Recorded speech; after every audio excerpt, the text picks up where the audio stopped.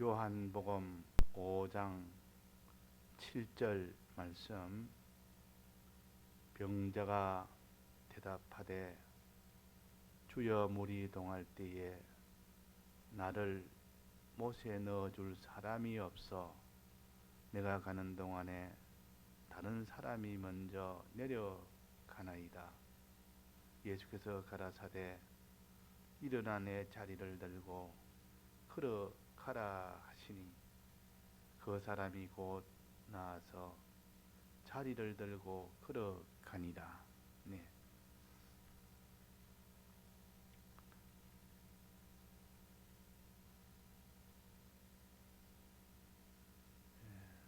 하나님이 모세를 통해서 율법을 주셨습니다. 그 율법을 시내산에서 받아서 그 율법대로 살면 구원이 되도록 하셨고, 그러나 이스라엘 백성이 이 율법대로 살지를 못했습니다. 그래서 이 율법대로 산다는 것은 하나님이 보혈의 공로를 이 공로를 내시기 전에 율법대로 살면 되는데 사람들은 율법대로 살지를 못했기 때문에 죄가 되어버립니다. 그래서 의의가 하나도 없고 전부 죄인이 되어 있는데 율법대로 아무리 살려고 해도 한 사람도 살 수가 없는 그런 사람 속에 원죄가 있고 또 본죄로 인해서 결국은 율법에 근거하여 사망을 받게 됩니다.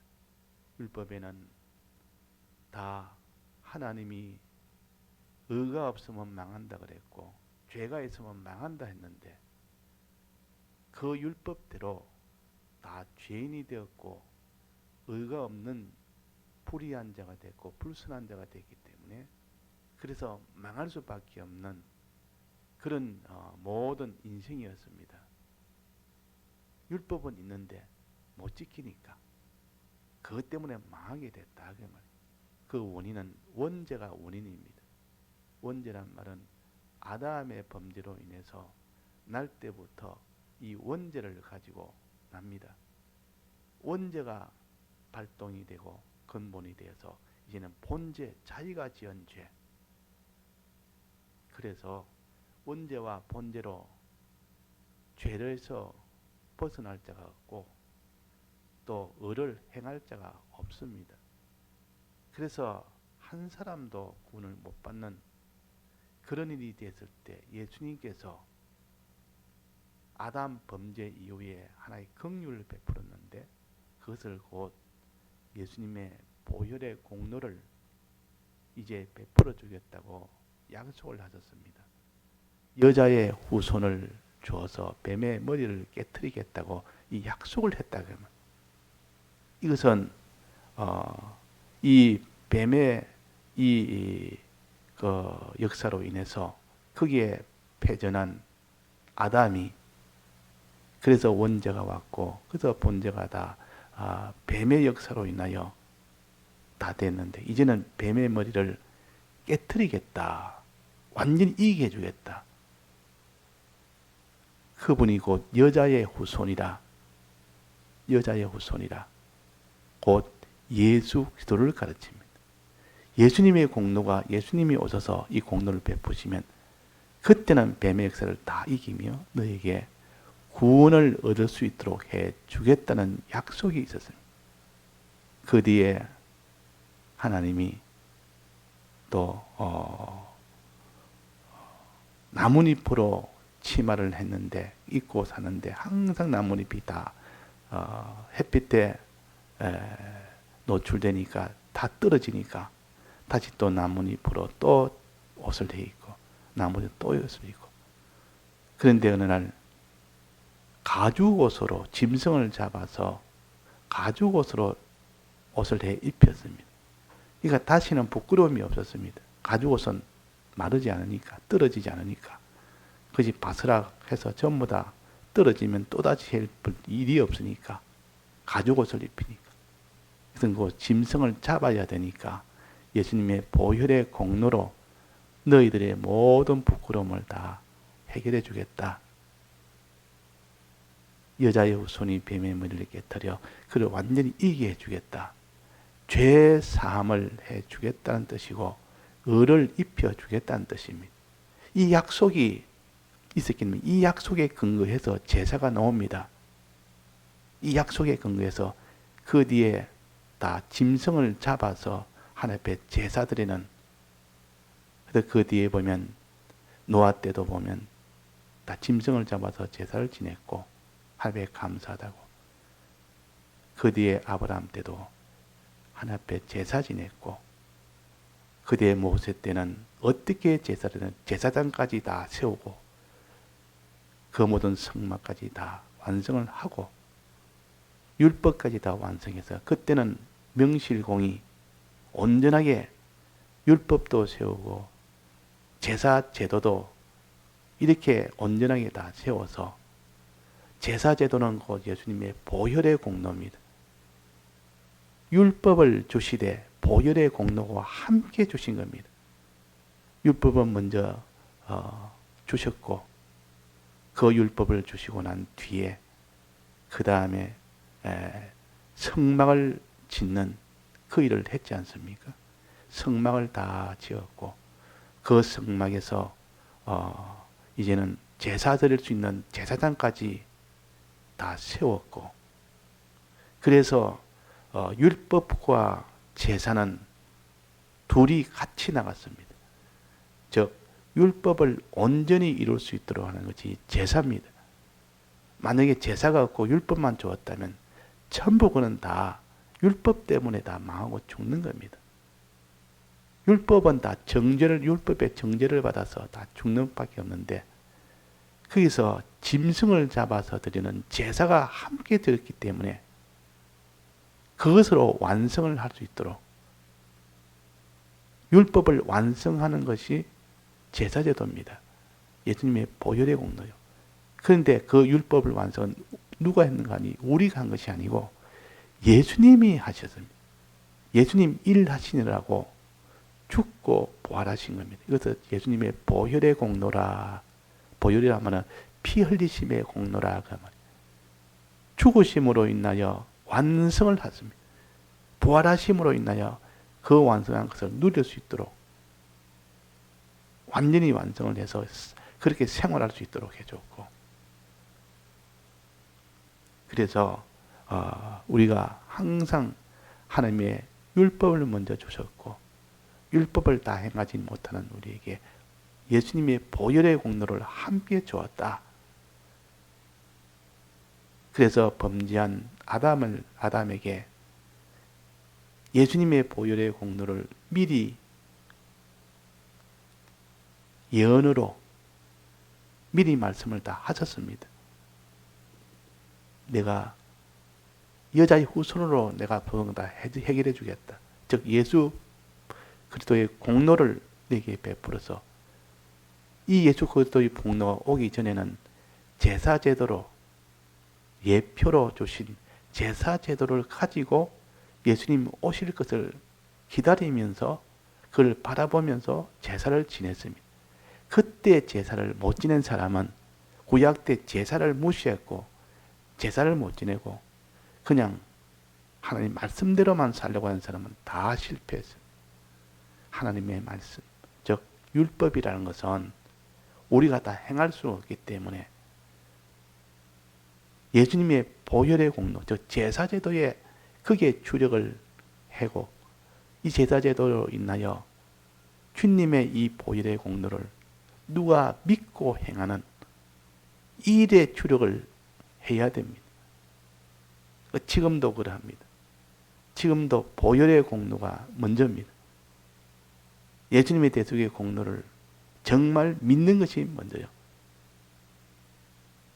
우리는 스스로 보혈의 공로 없이 내가 율법을 다 행하겠다.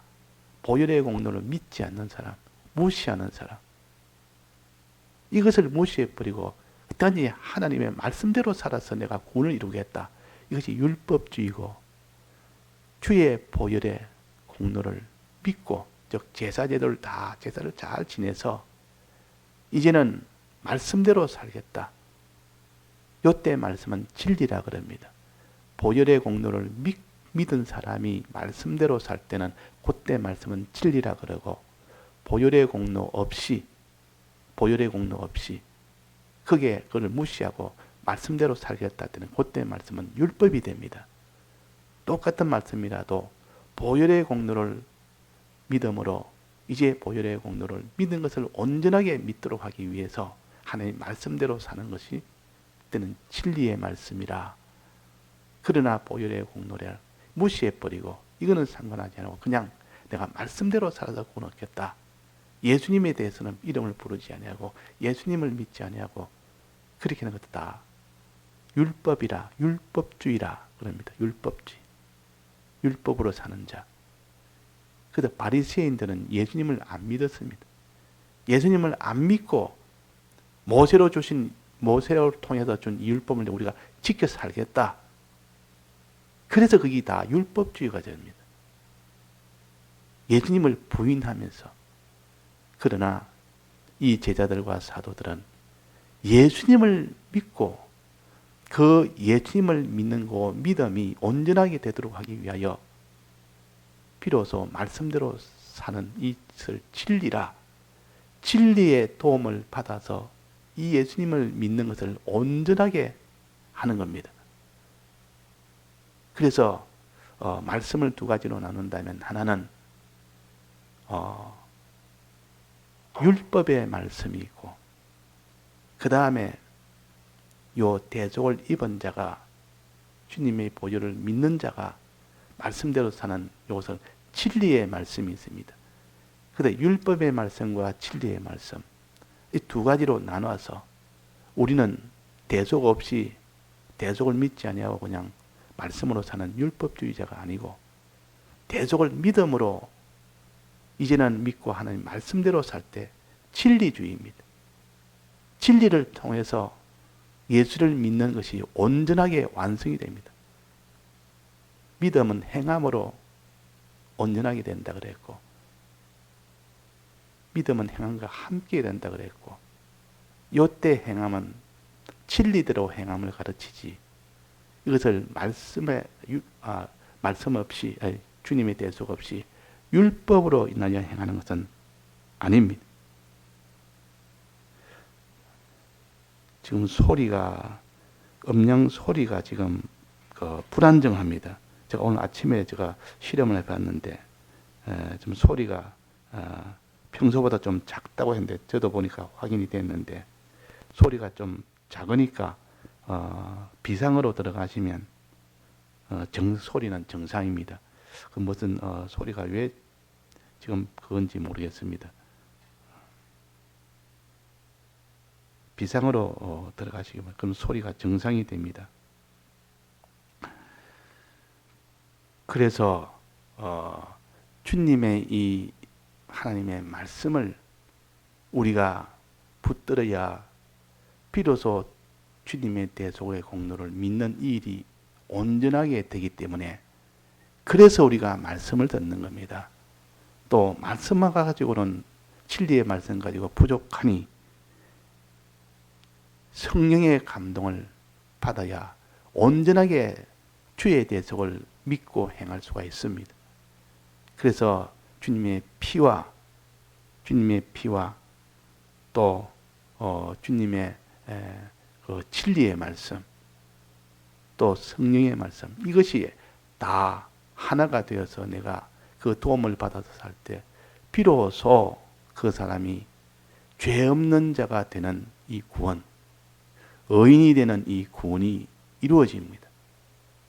그래서 오늘도 우리가 주님의 보혈의 공로를 정말 믿을 수 있도록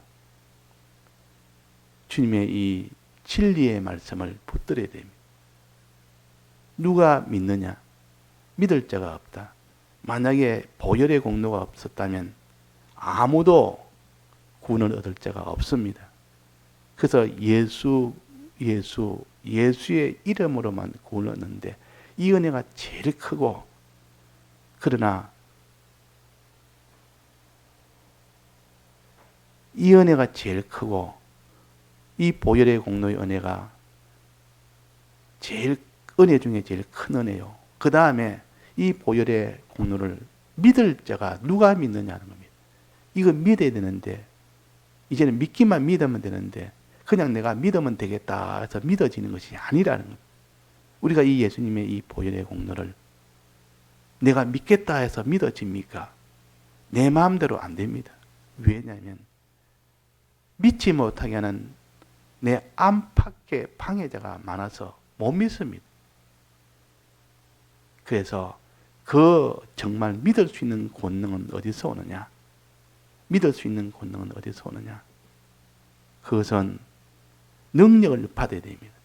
믿을 수 있는 능력을 받아야만 믿게 되고, 행할 수 있는 능력을 받아야만 행할 수 있습니다. 그래서 믿음이라는 것도, 보혈의 공로는 제일 큰 선물이요. 이것을 믿도록 하는 그 능력을 받는 것도, 이것도 두 번째 하나님의 선물입니다. 은혜입니다. 이것이 무엇이냐? 그것이 곧 진리의 능력이요. 그게 바로 진리의 능력이에요. 진리를 통하여 우리가 주의 보혈의 공로를 믿는 사람이 됩니다. 천나가 흔들어도 흔들리지 않을 만한 그런 믿음을 주십니다. 천하가 반대해도 그대로 하나님 뜻대로, 말씀대로 진리대로 순종하는 그런 사람이 되도록 하십니다. 그래서 우리는 보혈의 공로를 붙들고 진리의 능력을 붙드는 우리가 되어야 됩니다. 진리라면 항상 두 가지를 생각해야 됩니다. 진리의 말씀, 또 성령, 진리의 영인 성령. 보통 진리와 성령이라 할 때는 앞에 말한 곧 진리는 진리의 말씀을 가르치고, 또 뒤에는 진리의 성령을, 진리의 영을 가르치고, 그냥 보통 진리라 할 때는 둘을 합쳐서 말하는 거죠. 그래서 우리는 보혈의 공로를 정말 믿고 행할 수 있도록 진리의 말씀과 성령의 요 능력을 우리가 받아야 되는데, 이 받는 방편이 뭐냐?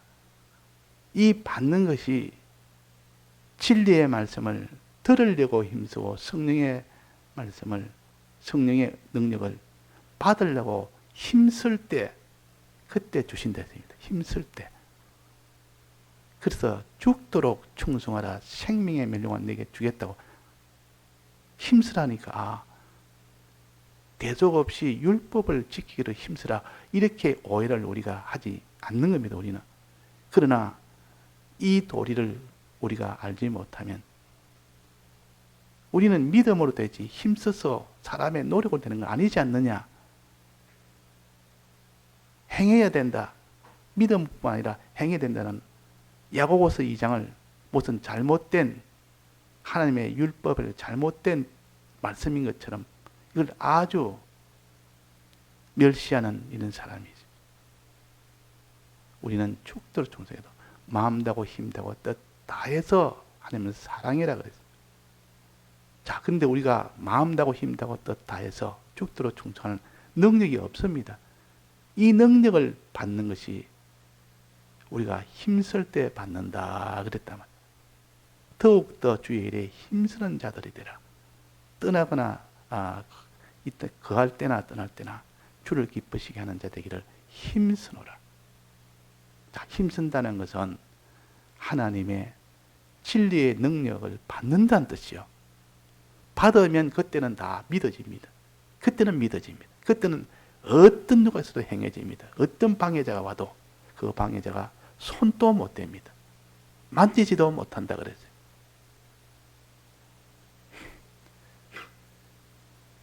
사도들이 예수님 성천하시고 난 뒤에 열흘 뒤에 성령을 받았습니다. 성령을 받으니까 그 사람 전부 자유가 됐습니다.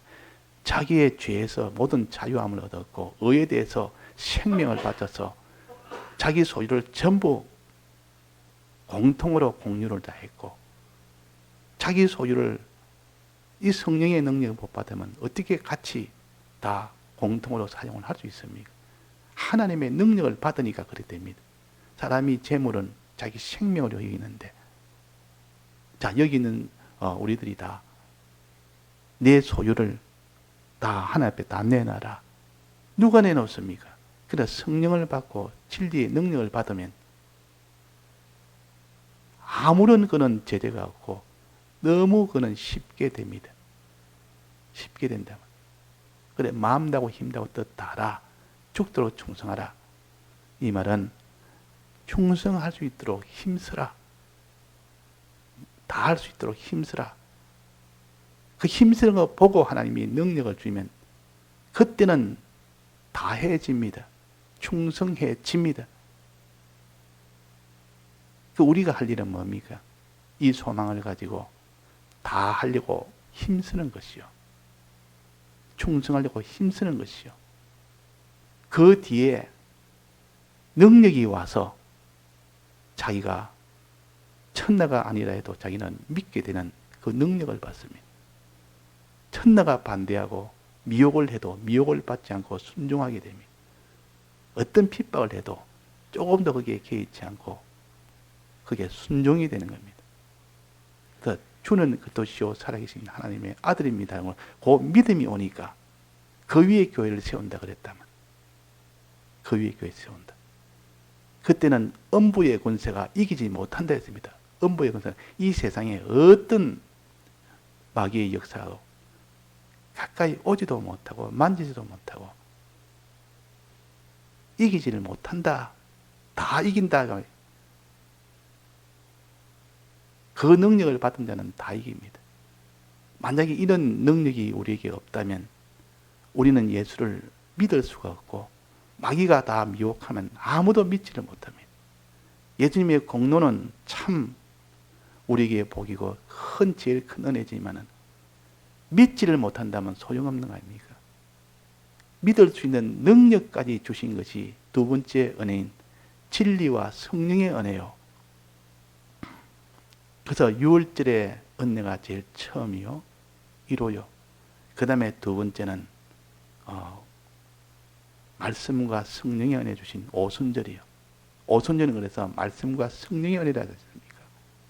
말씀과 성령의 은혜가 없다면 우리는 이 보혈의 공로를 믿고 그대로 행할 수가 없습니다. 그래서 우리는 이 세 가지 은혜를 붙들고 살 때 이 세 가지 은혜의 도움을 받아서 우리는 생명을 얻습니다. 하나님과 하나 되는 생명을 얻는다고 말이에요. 이게 하나가 될 때 비로소 하나님과 연결되는 이 생명생활이 되어지는 겁니다. 생명생활이 되어집니다. 자, 그래서 오늘도 우리가 큰 이 두 가지 은혜, 보혈의 공로와 주님의 진리의 이 도우심의 은혜. 진리의 은혜는 두 가지, 진리의 말씀과 진리의 영. 이 도우심의 은혜를 받을 수 있도록 힘쓰면 진리가 나를 도와줘서 천나에 있던 것들도 다 이깁니다. 어떤 마귀도 다 이기게 됩니다. 그래서 교회를 그 위에 세운다 그랬습니다. 교회를 세운다. 구원을 얻게 한다. 다 같이 통성으로 기도하시다가 자유하시겠습니다.